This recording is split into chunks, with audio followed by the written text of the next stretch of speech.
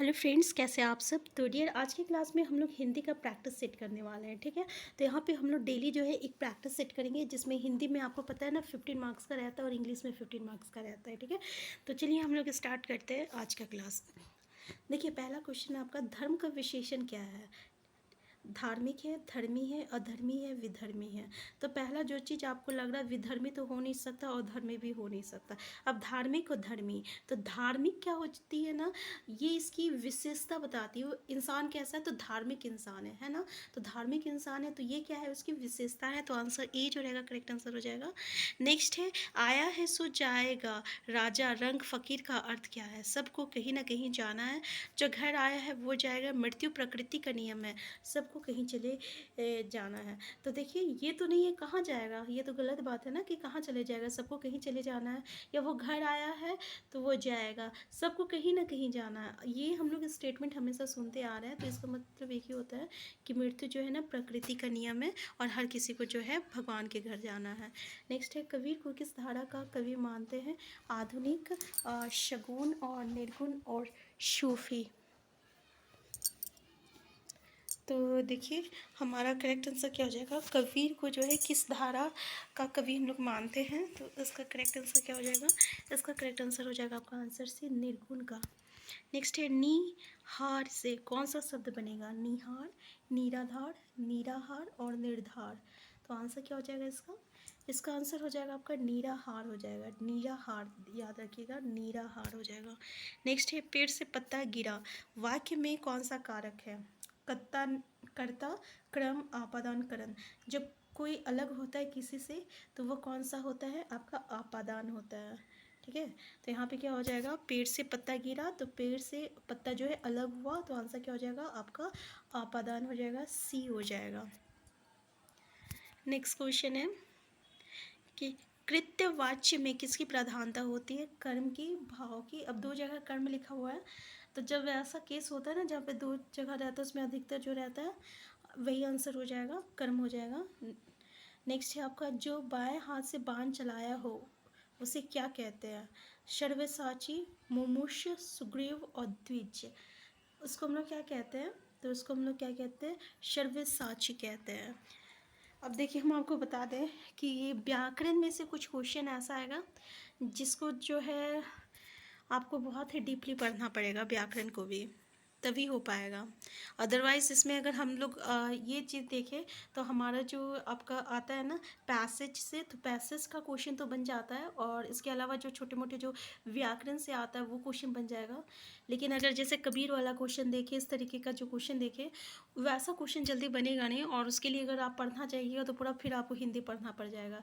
इसलिए यहाँ पे हिंदी और इंग्लिश का जब भी तैयारी कीजिए तो थोड़ा सोच समझ के कि किस पे आपको कितना वक्त लगाना चाहिए, किस पे नहीं लगाना चाहिए, इस बात पे ध्यान ज़रूर दीजिएगा। नेक्स्ट है, पेड़ शब्द का पर्यायवाची क्या होगा। पट, विटप, हेम, अप्रशून। हमारा आंसर क्या हो जाएगा, तो याद रखिएगा विटप होता है। नेक्स्ट है, आम मेरे पर अवश्य पधारे। आम मेरी पर अवश्य पधारे, इस वाक्य, सॉरी यहाँ पे आप है, ठीक है, आप मेरी पर अवश्य पधारे, इस वाक्य में आप क्या है, मध्यम पुरुष, उत्तम पुरुष, अन्य पुरुष और निजवाचक सर्वनाम। तो आप क्या हो जाएगा कि मध्यम हो जाएगा, उत्तम हो जाएगा, या आपका अन्य हो जाएगा। जब हम लोग आप बोल रहे हैं, ठीक है, तो आप मतलब क्या हो गया, मध्यम पुरुष हो गया। तो आंसर ये जो रहेगा ना, ये इसका करेक्ट आंसर हो जाएगा। तो हम लोग यहाँ पे ना जब हम लोग डिस्कस करेंगे शब्दनाम के बारे में और कारक के बारे में, तो वो वहाँ पे डीपली स्टडी करेंगे। नेक्स्ट है, कविता शिक्षण का मुख्य उद्देश्य क्या है। भावों को अनुभूति रहित होना, भावों की अनुभूति कराना, आनंद का संचार कराना, या इनमें से कोई नहीं। तो भाई हमारा करेक्ट आंसर क्या हो जाएगा आपका, भावों की अनुभूति कराना। आंसर बी हो जाएगा कि कविता शिक्षण का मुख्य उद्देश्य क्या होता है कि उसकी भाव को अनुभूति कराना, मतलब एहसास दिलाना। नेक्स्ट है, निम्न प्राथमिक स्तर पर पढ़ाई जाने वाली भाषा होगी। राष्ट्रीय भाषा, मातृभाषा, आधुनिक भाषा, विदेशी भाषा।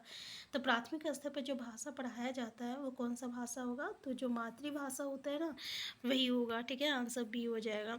नेक्स्ट है आपका, अब यहाँ पे देखिए कुछ गद्यांश दिया हुआ है। सबसे पहले गद्यांश करने का एक ट्रिक होता है कि सबसे पहले आप क्वेश्चन को देख लीजिए कि क्वेश्चन क्या क्या है। ठीक है, तो यहाँ से हमें दो क्वेश्चन देखने को मिला है। पहला क्वेश्चन क्या बोल रहा है कि संस्कृत को किन भाषाओं की जननी बताया गया है, और दूसरा बोल रहा है, इसमें ऑप्शन दिया है सभी भाषाओं की, वैदिक भाषाओं की और हड़प्पा कालीन भाषाओं की। और दूसरा बोल रहा है सभ्यता के पुराने दस्तावेज के तौर पर किसे देखा जाता है, पुराने खंडर और भूमिगत साम्राज्य। तो हमारा यहाँ पे ऑप्शन देखिए, पुराने खंडर और भूमिगत साम्राज्य, ठीक है। तो ऑप्शन यहाँ पे हम लोग अब इसका स्टेटमेंट देखने जाएंगे, और इसमें वैदिक सभी भाषाओं की, वैदिक भाषाओं की, हड़प्पा कालीन भाषाओं की। अब चलिए हम लोग क्वेश्चन पढ़ते हैं एक बार। देखिए, सभ्यता के पुराने दस्तावेज के रूप में खंडहरों व भूमिगत साम्राज्य को देखा जाता है। तो ये हमारा दूसरा जो क्वेश्चन था ना, ये इसका तो क्लियर हो गया। 13 का आंसर आप देख सकते हैं, यहाँ पे पहला ही में स्टार दिया, खंडहर और भूमिगत साम्राज्य को देखा जाता है। अब देखिए यहाँ पे 13 का क्वेश्चन क्या बोल रहा है, 13 का क्या बोल रहा है कि सभ्यता के पुराना दस्तावेज के तौर पर किसे देखा जाता है, पुराने खंडहर और भूमिगत साम्राज्य। आंसर क्या हो जाएगा, आंसर सी हो जाएगा। ये हो गया। अब नेक्स्ट क्वेश्चन देखते हैं, ठीक है, कि संस्कृत को किन भाषाओं की जननी बताया गया है। अब यहाँ पे देखते हैं क्या है। जब व्यक्ति अपने आप को सामाजिक जीवन में ढालने लगा, तब से वो समग्र एकता में प्रदर्शित होता है। इस प्रदर्शन की सीमा को हड़प्पा व मोहनजोदड़ो से प्राप्त वस्त्रों से कर सकते हैं। उनकी अभिव्यक्ति रहन सहन, मोहरों से बनाए पक्के वो पक्के खिलौने से जान सकते हैं। उनकी धार्मिक भावना के रूप में कुंड की प्राप्ति हुई है, जिससे उनके धार्मिक संवेदनाओं को जान सकते हैं। लेकिन प्राकृतिक आपदाओं में डही सभ्यताओं की कहानी जमीन में धंसे समय के काल को खोद कर देख सकते हैं। इसी इतिहास को टूटी कड़ियों का पता चलता है। इससे ये भी पता चलता है कि कैसे नगरीय सभ्यता के स्थान पर ग्रामीण सभ्यता का विकास होता है। ये वैदिक युग में हुआ, और इस सभ्यता में भाषा की उपलब्धि हासिल हुई, जिसको संस्कृत के रूप में जाना जाता है। वैदिक युग में मानव ने जंगल से निकल ग्रामीण संस्कृति का निर्माण किया था, तथा समाज ने प्राकृतिक रूपों को ही अपना इष्ट के रूप में स्वीकारा, जिसकी अभिव्यक्ति ऋग्वेद के रूप में मिलती है। तो भाषा की ये वृत्ति केवल भारत भूमि पर ही संभव नहीं हुई, बल्कि विश्व के अन्य हिस्सों में भी देखने को मिलती है। संस्कृत भाषा की प्राथमिक जीवित रचना के रूप में ऋग्वेद का शास्त्रीय संस्कृत भाषा का संबंध है। संस्कृत भाषा अपने समस्त स्थितियों में प्रयुक्त बहुल भाषा है, परंतु वेदों में जो रूप प्रयुक्त हुए हैं उनमें बाद के दिनों के अंतर है। यही कारण है कि वैदिक भाषा का प्रभाव बाद के दिनों में अन्य भाषा में देखने को मिलता है, क्योंकि संस्कृत इन भाषा को जननी है। देखिए यहाँ पे, क्योंकि संस्कृत ही इन भाषा की जननी है।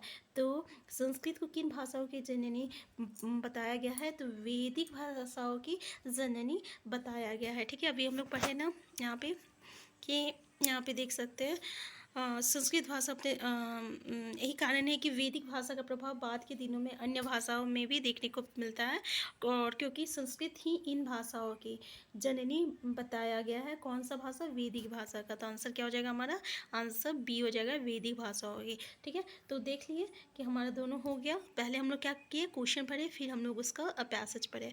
अब देखिए इसमें क्या क्वेश्चन बोल रहा है, तो पहले क्वेश्चन देखते हैं। धरती पर इंसान के आने के बाद क्या हुआ था, जंगल घटने लगे थे, जानवर घटने लगे थे, पक्षी घटने लगे, ये सभी। तो हम तो बिना क्वेश्चन बिना स्टेटमेंट पढ़े आंसर डी कर दिए, लेकिन एक बार ये पैसेज जरूर पढ़ेंगे। नेक्स्ट है, इंसान बढ़ने लगा और बेतहाशा का भाव है। इंसान खूब तरक्की करने लगा, इंसान खूब तेज भागने लगा, इंसान खूब बड़ा होने लगा, और इंसान अपने पैरों पर चलने लगा। तो फिर क्या हो सकता है, तो पैरों पर चलने लगा, या खूब बड़ा होने लगा, या तेज भागने लगा। अगर देखें तो इंसान बढ़ने लगा, बेतहाशा का भाव क्या होता है कि वो बहुत तरक्की करने लगा, है ना। तो अगर देखें तो इसका स्टेटमेंट ये निकल रहा, लेकिन एक बार हम लोग ये भी देख लेते हैं। आंसर ए हो जाएगा इसका, आंसर डी हो जाएगा आंसर इसका। अब हम लोग इसको पढ़ते हैं, क्या बोल रहा कि जब नहीं था इंसान, धरती फेरते जंगल, जंगल जानवर परिंदे, इन्हीं सब के बीच उड़ता इंसान, और घटने लगे जंगल, जंगली जानवर परिंदे, इंसान बढ़ने लगा बेतहाशा। अब कहाँ जाते जंगल, जंगली जानवर परिंदे। प्रकृति किसी के साथ नहीं करती इंसाफी, सभी के लिए बनाती है जगह। सो सब इंसानों के भीतर उतरने लगे हैं, जंगल, जंगली जानवर और परिंदे।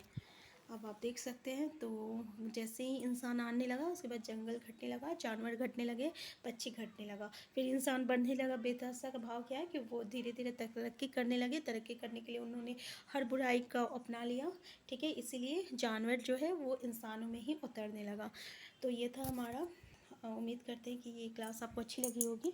तो ऐसे ही जो है हम लोग अभी प्रैक्टिस करने वाले हैं, जिससे कि हमारा हिंदी का प्रैक्टिस जो है कंप्लीट हो जाएगा। साथ में मैं आपको ये बता दूँ कि हिंदी में आपको किस पार्ट पे जो है फोकस करना है, कहाँ फोकस नहीं करना। अभी हमने 2-3 क्वेश्चन ऐसा देखा, इन क्वेश्चन के पीछे जो है आप अपना टाइम बिल्कुल वेस्ट मत कीजिएगा।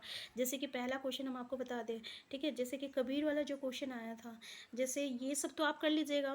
विशेषता, कारक क्या होता है, कारण क्या होता है, और ये सर्वनाम क्या होता है, ये तो कॉमन आपका व्याकरण है जो कि हर कोई कर सकता है। तो ये सब आप कर सकते हैं आराम से, और यहाँ से क्वेश्चन अच्छे ला सकते हैं, ज़्यादा आपको मेहनत भी नहीं लगाना पड़ेगा। लेकिन यहाँ पे देखिए, जो जैसे कि ये जो क्वेश्चन आया है, ठीक है, ये देखिए, वो जो हम लोग क्वेश्चन एक देखे थे ना, कबीर वाला क्वेश्चन, ठीक है। तो इस ऐसा हिंदी से जो है एक आध दो क्वेश्चन हमें देखने को मिलता है, जैसे कबीर को किस धारा का कवि मानते हैं, ठीक है। तो इस तरीके का क्वेश्चन से थोड़ा बचिएगा, इसमें ज़्यादा टाइम वेस्ट नहीं कीजिएगा। तो हम फिर मिलते हैं नेक्स्ट क्लास में। चैनल में नए हैं, चैनल को सब्सक्राइब कर लीजिएगा। Thank you.